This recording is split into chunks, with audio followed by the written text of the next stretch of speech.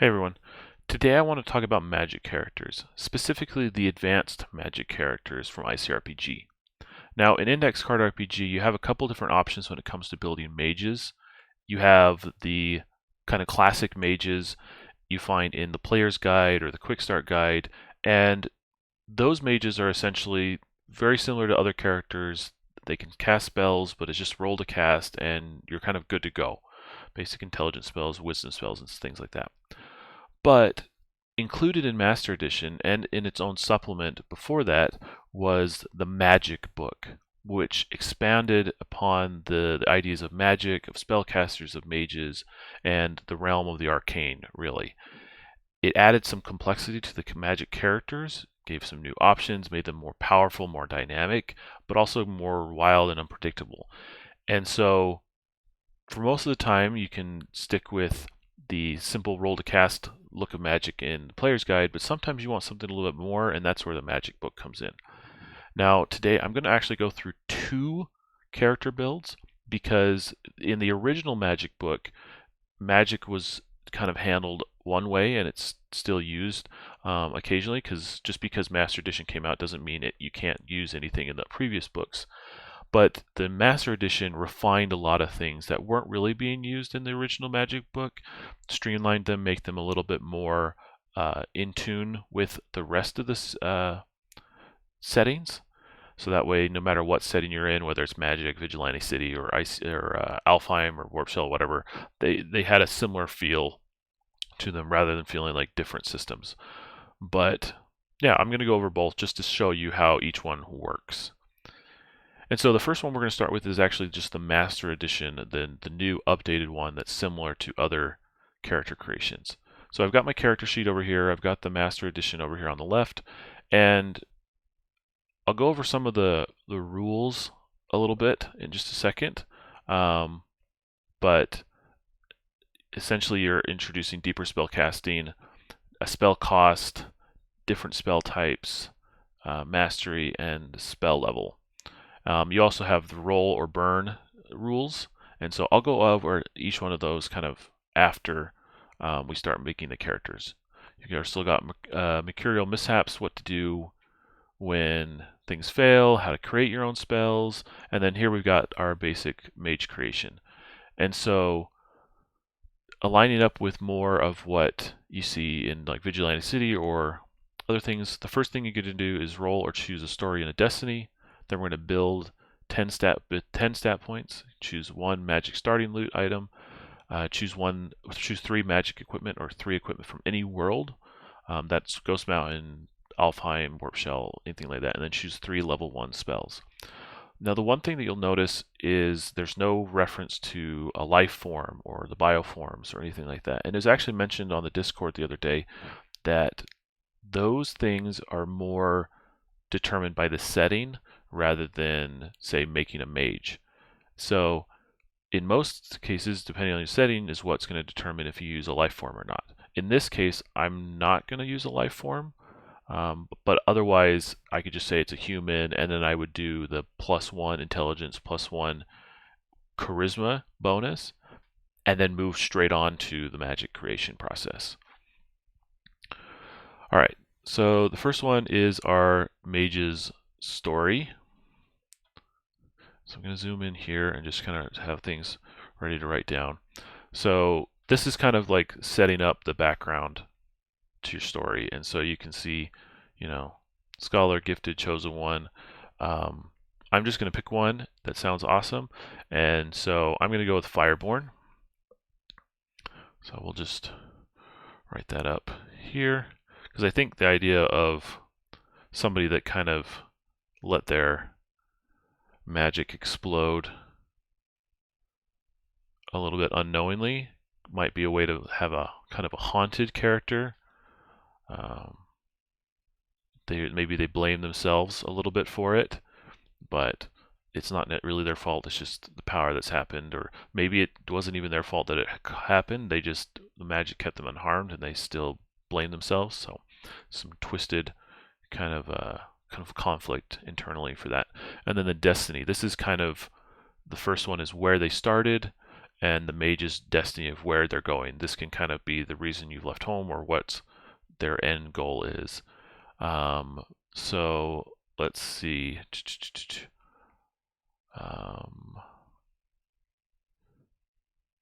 Let's find just let's just go with knowledge. So Fireborn and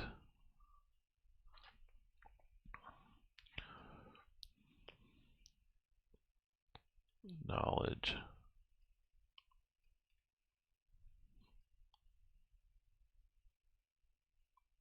That's our mage story and our destiny. Where they started, where they're going.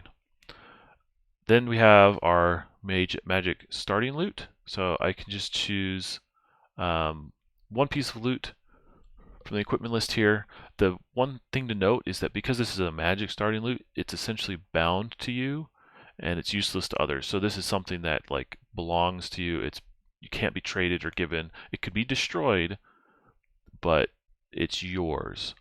So you've got things like the Eyes of Azathoth, Melman's Guide, Exploding Ring, Ironheart Shard, Starfarer's Key, Griffin's Case, Dragon's Tooth, and Wand of Wanderers. I think because I'm Fireborn but knowledge-based, Melman's Guide, he's looking for knowledge. I think Melman's Guide is going to be the thing that he takes. So I'll just write out. Man, I cannot.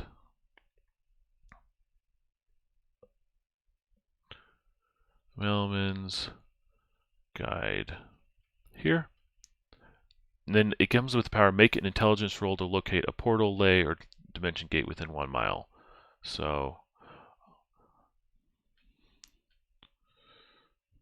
I'll just write something like that. Again, I'll have it there and take more notes on the back side for there. But you can see that these are very much more in tune with, okay, cast spells at half cost, use to recover, you know. It's not just a +1 bonus to something. It actually like grants some kind of magical ability for the character. Okay, so then we've got our magic equipment. Choose equipment for your mage. So I can choose any of the 3 from here, or I could be choosing things like the Adventurer's Pack, the sword, or whatever. And I can mix and match.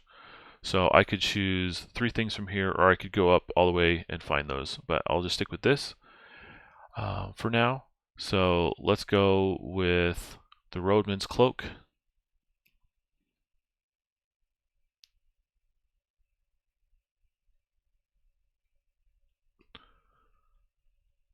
Which gives me +2 armor. And you'll see that it says armor. It still means defense. So +2 armor. But I'll write defense there. We'll go with Scrivener's Kit.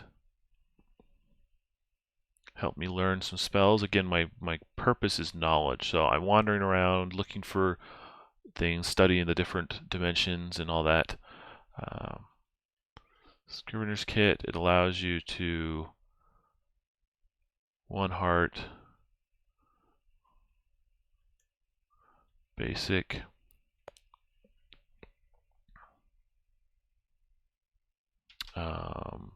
so with intelligence.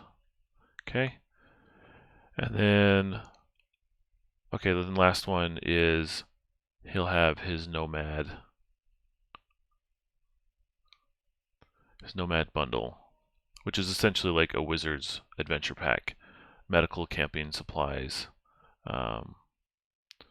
So I'm just reminding that I'm feeling that my character isn't a fighter.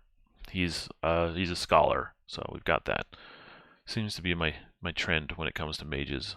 More of a scholar, less of a fighter. Unless I'm playing a knight, and then it's like 100% fighter. So this is supplies. Okay, so we'll have all those equipped on me. Okay, so continuing on, some advice in the magic section is just to make sure that because you're adding complexity to your character is to really take up, understand your character, understand how you cast, track everything for the GM, be creative, be arcane, but also being a mage doesn't mean you take the spotlight. Use your magic to support others. That's just a piece of advice, and I find and I completely agree with it. You've also got things like storing spells, supplies for inventory, using a journal, storage magic is available, creating spells as potion, plants of fungi, using index cards and things like that. And so then it kind of goes over some magic towers, the different dimensions, but we're trying to find the actual spells. Okay, so here we go. So in the Master Edition, it's updated so that it includes arcane, holy, and infernal spells, and it's included a series of spells from 1 to 4. And so to finish off the character creation, I can choose 3 level 1 spells. So the first thing that it will say is you can choose any player guide and intelligence spell. So this is all the stuff that's listed in the player's guide there, and the rest of these are more of the advanced extra extra bits. And so we'll look at that one, but let's go with arc arrow, attractor, disruptor ray, repeat, fog. I like the idea of fog, so I'm going to come over here and write out fog, and it's a level 1. And so then it's near, and then D1, D4 per power. Okay, so I'll choose these and then I'll talk to you about kind of how this rounds per power, radius per power works. Let's go through, let's do phase. Level 1, and then it's self,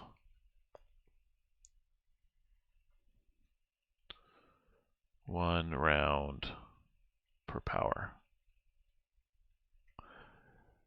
And I like that one. Okay. Then we got unlock. I'm going to take those ones. So this is level 1, touch, round per power. Okay, so I've gotten my 3, and so other than that, the only thing that's left to do is really to assign stats. But let's talk about the kind of how the spells work, and it's actually written out at the very beginning up here. So spell listings explained. Essentially what happens is you got type and level. So these are all arcane spells and they're level 1s.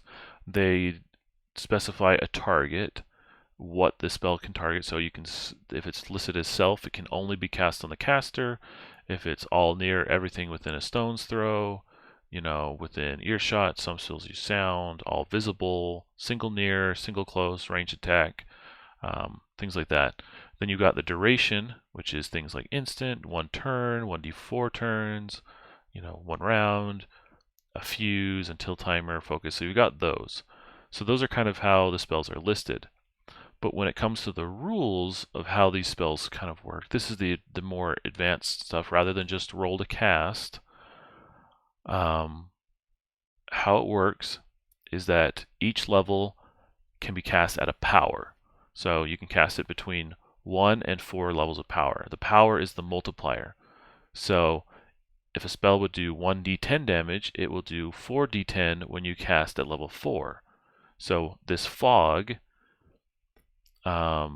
is a level 1. It fills the area with fog up to near and far, and it lasts 1d4 power. So if I cast it at a level 2, it will last for 2d4 rounds.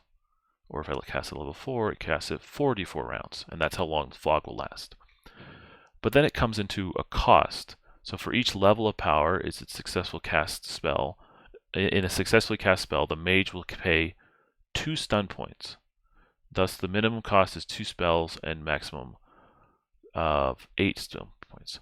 So what happens is essentially very much like Vigilante City, you have 10 hearts, but you also have 10 SP, or stun points. Okay, so if I cast a level 1 spell, it's going to be a 1 for the power times 2 for this cost, which equals 2 SP. So now I only have 8.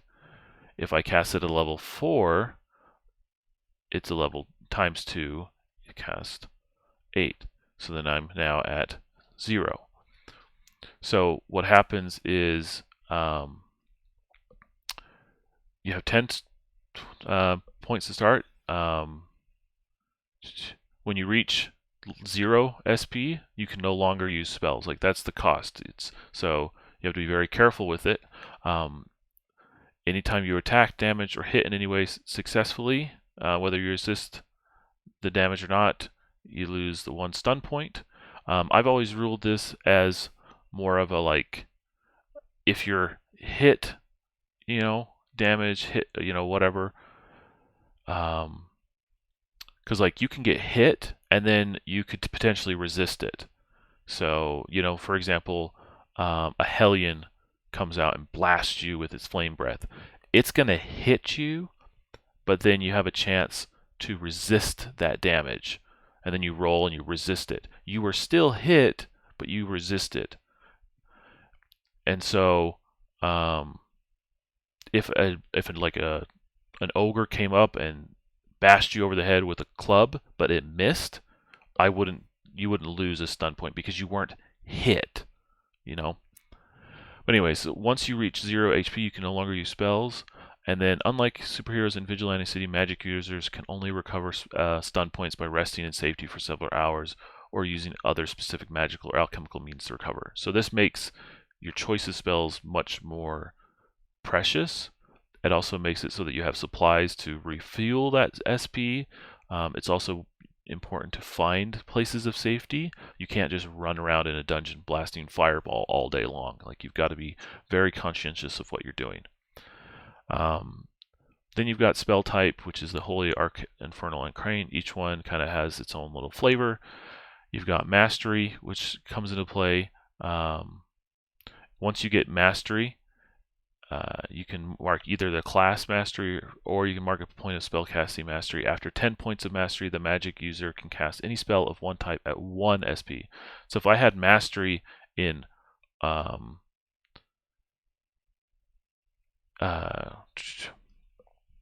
I can spell, once I get Mastery, any arcane, for example, any arcane spell, so any spell of one type, is 1. So instead of 1 times 2, it becomes 1 times 1, and now it's a cost of 1. So I'm better at arcane, but I can only master one type, either arcane, holy, or infernal. Then you've got spell level. So now you can understand kind of what they're going for, how big they are. And then you have roll or burn, which is rolling is just essentially roll into which to cast the spell. If you fail, you can do the same thing on the next turn with easy, but you don't actually it doesn't cost any stun points. Then you've got burn, which is you can bypass the roll, which is guaranteed safety. Guaranteed cast. So you can burn and say, I'm gonna burn my spell, guarantee cast. I don't have to roll for it, but I lose that ability to cast that spell until I fully rest in safety. And that's going to depend on what the GM says when it comes to safety. Okay. Yeah. So let's just go through some stat points, and so we'll just stick with, this is Alfheim. We're just going to stick with human. So if I really wanted to include the life form bonus, I would just go +1, +1, and then 10 points to build. I'll just do +1 strength. He's going to do he's not going to be very dexterous. He's going to be let's do 3 for intelligence, +2. So I'm already at 6. To change that to a 1, change that to a 1. So I'm at 1, 4, 5, 6. He'll do 1, 2,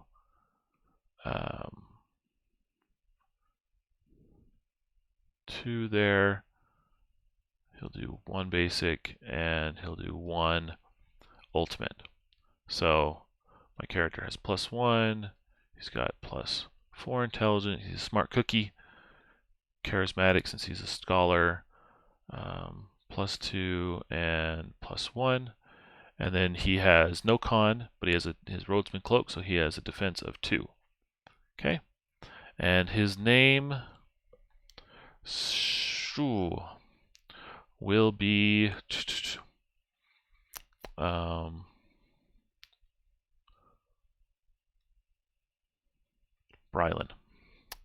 Brylan, our Fireborn Scholar. Okay. And so that's essentially how the Magic characters work in Master Edition. You've got plenty of other options when it comes to the spells that you cast, so you can start working through that with your character. But the thing that I wanted to also go over is the original method, kind of where this is the refined version, and it works really well. I find that it works perfectly fine to throw in an advanced magic user with any other party. Like, it doesn't mess it up. You can also have a party of completely dedicated mages. That's a lot of fun. And so all it matters to me is when someone says, hey, can I use the advanced magic characters? It's like, okay, yeah, let's work on it. Let's do this. The one thing that I ask is just make sure that you are on top of your game, tracking the complexities, tracking timers, tracking targets, power, stuns, keep track of all of that, because there's a lot going on with these advanced magics. But that's part of being a mage, is kind of that scholarly tracking bit of it, which I think is a lot of fun when it comes to like actually having like a mage journal and all that. So you can really own it and take it however you want. Now let's talk about the original magic supplement over here. So this is from the original, and it had its own original sheet here, so you can see it is quite different. It doesn't use the same character sheet as before. Obviously you probably could, but this one was designed for it. So what we're going to come down is just come down to mage creation. And so you still have kind of these keywords. So when you start out with mage, you're I am a blank kind of blank. I am an ancient witch or a wild wizard. It represents your kind of your innate nature, and then your class, which determines the types of spells you have access to right away. So like in the other Master Edition, you have Holy, Arcane, and Infernal. In the original, you have, I believe it is, 12 different schools or types of spells that you can play with, and so depending on your class, gives you access to 3 of them right off the bat. Then you can build by choice, so you can either roll for this, or you can go from there and then choose 1 starter and 3 equipment, or you can build by fate, which is again rolling the d8 and going from there. So I'm going to pull out my dice, and we'll do this by fate instead of by choice this time, because I chose all my stuff in the last one, and so we'll see what kind of magic character I can end up with using the original magic supplements. So let me just pull out my dice real quick, and we'll get a d8 going, and we'll call it good. So the very first thing is that kind, how you were born, your innate nature. And so what I'll do is a 4. So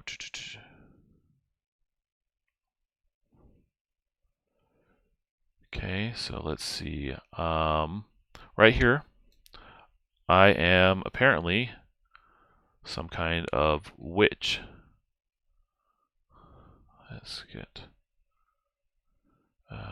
Let's get red. I like red.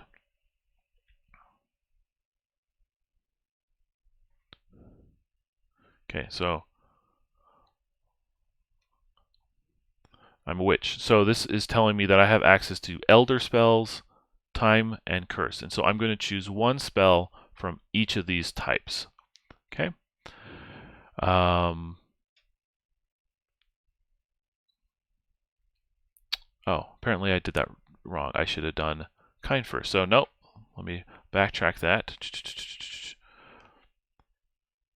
So Mage Kind, I am apparently a Psycho. When casting, choose a random spell from all of those acquired. So I don't choose what spell I'm going to cast. I acquire spells, and then I can just choose from the ones that I've acquired. So now let's go through the class. So this is a 5 instead. So instead of a witch, I'm now a summoner. So now I have access to demon magic, matter magic, and elder magic.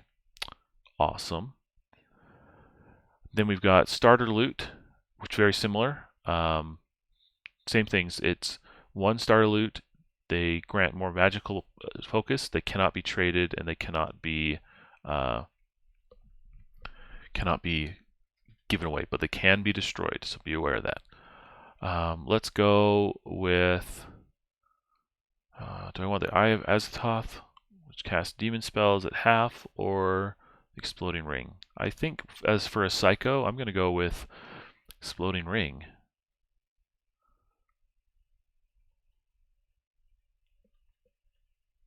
Which allows double the effect of any explosive spells by destroying a target or object up to 100 pounds. So go with that. And then standard stuff, I can choose any of the 3 following and any 3 weapons from ICRPG Core. So this one, you actually get to choose any of the 3 of the following items and any 3 weapons.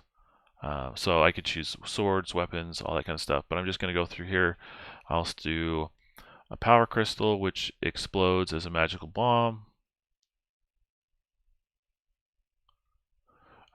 We'll still do, we'll do a spell book. I'm feeling a very explosive character. Magic effort explodes. So if I roll if I'm rolling magic effort, which is either a D8 if I'm using 2nd edition core, or if I'm using a D10 using Master Edition, if I roll a 10 or an 8, I get to roll again. And then let's go this time with Wizard's Blade.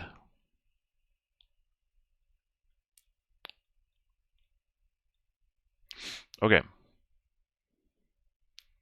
So now we've got my origin, which is again that kind of, so we have our innate nature, but now we have where we started.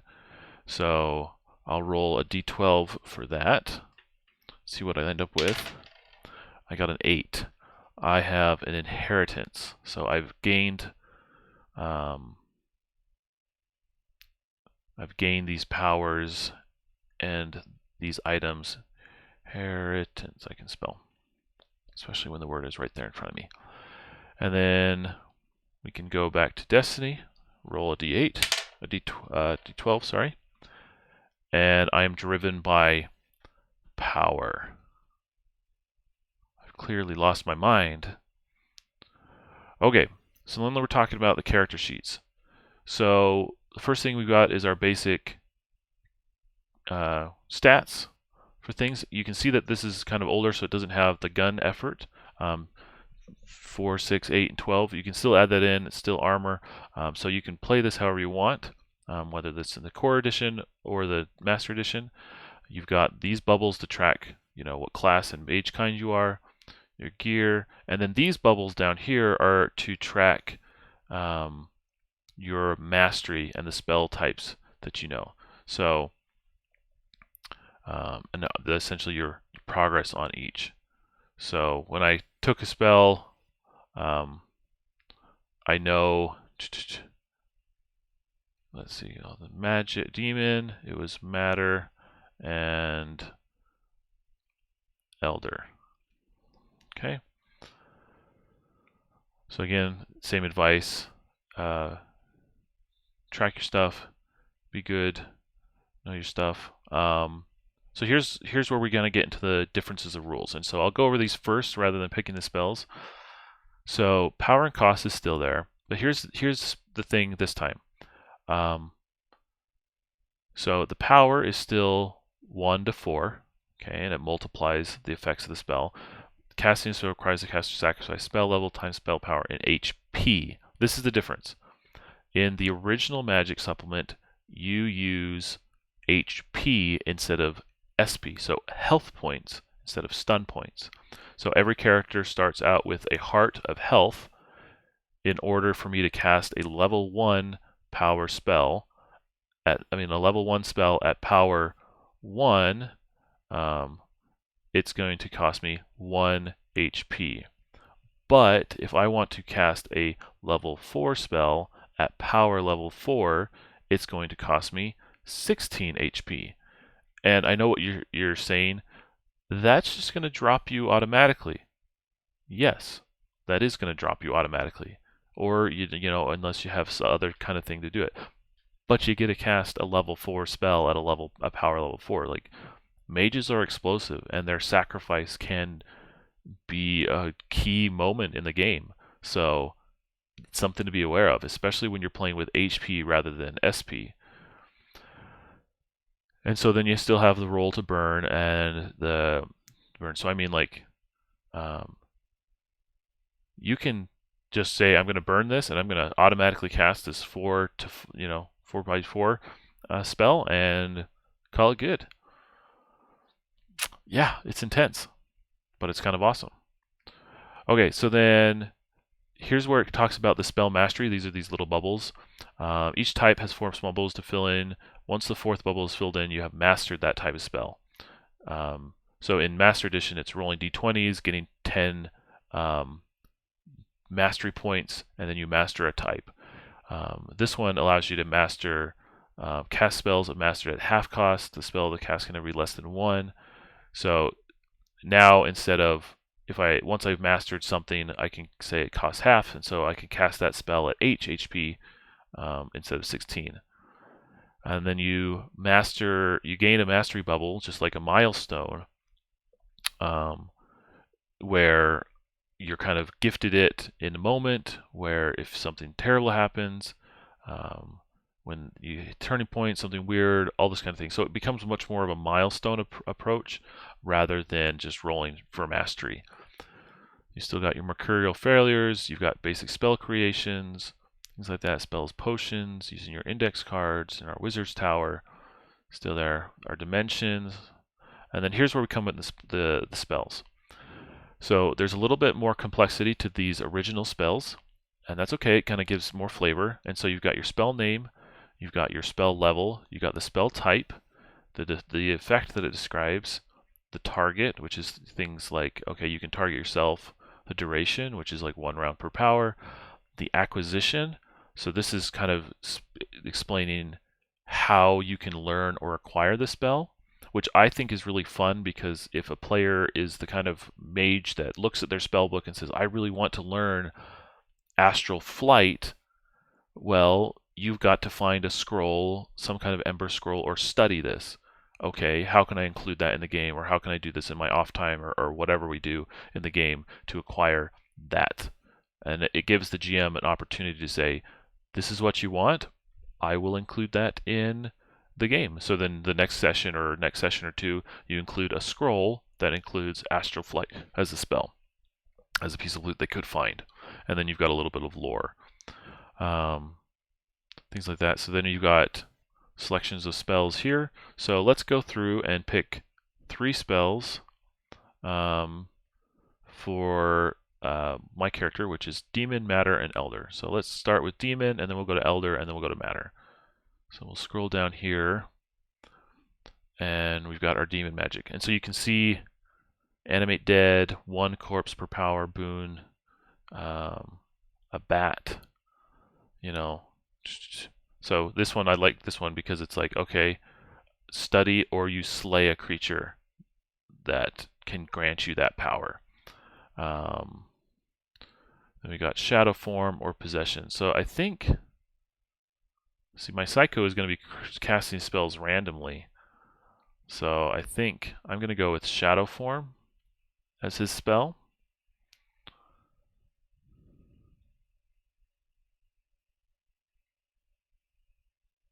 So that's just the level 1, and it's 1d4 rounds per power.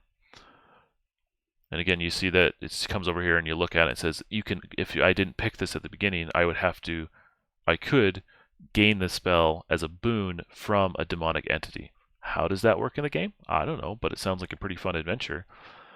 All right, so that's 1 for demon. So now let's go down to elder. Okay, we got elder spells right here.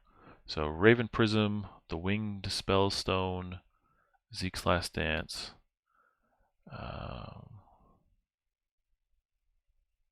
Yeah, let's do Zeke's Last Dance. If he's Psycho, he'll totally do Zeke's Last Dance.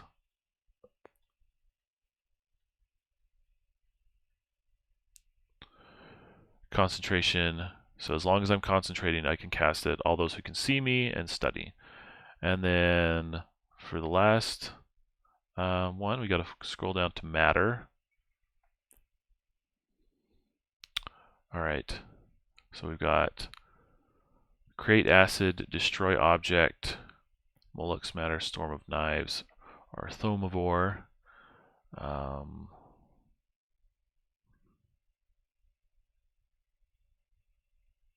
Let's go with destroy object. So we'll do destroy object,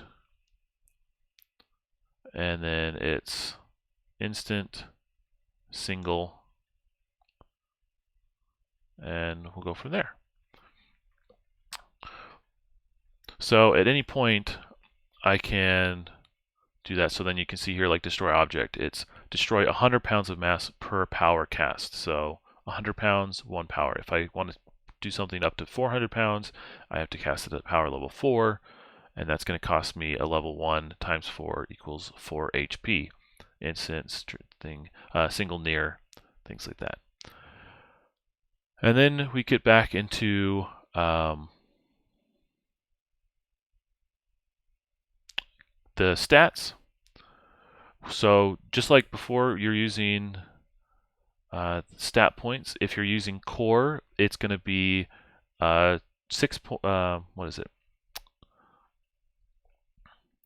I believe it's 6 points total. It's been a while, but yeah, I think it's 6 points total to assign between everything.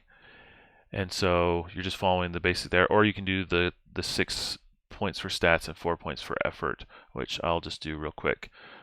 So we'll do base of +2, no wisdom. He's going to be +2, so there's 6 points, and then he's going to do 3 on ultimate and 1 on magic.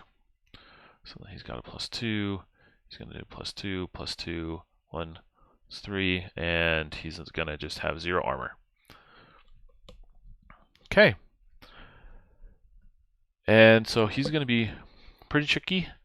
And what we'll do is we'll just name them something like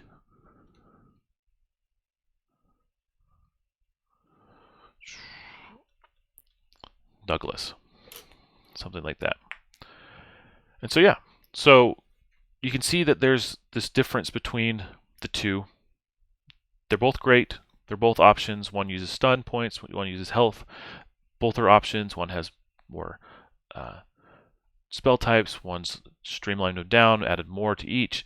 And so whether you're using the original Magic supplement or the Master Edition version, both add valuable and fun new ways to include magic in your game. That really, I think, brings a complexity of fun, an element of fun and complexity to the game.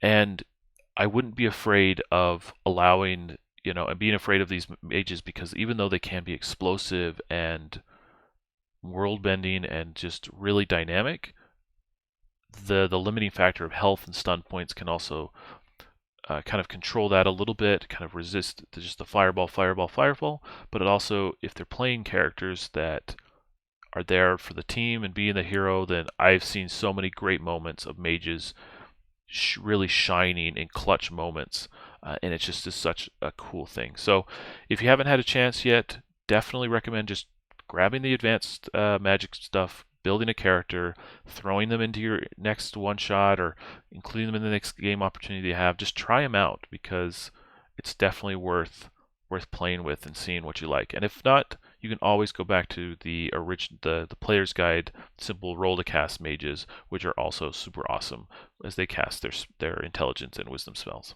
So this was a bit of a longer video, but we got through 2 characters today, 2 different types. So hope to hear more about your Magic characters, and I'll see you next time.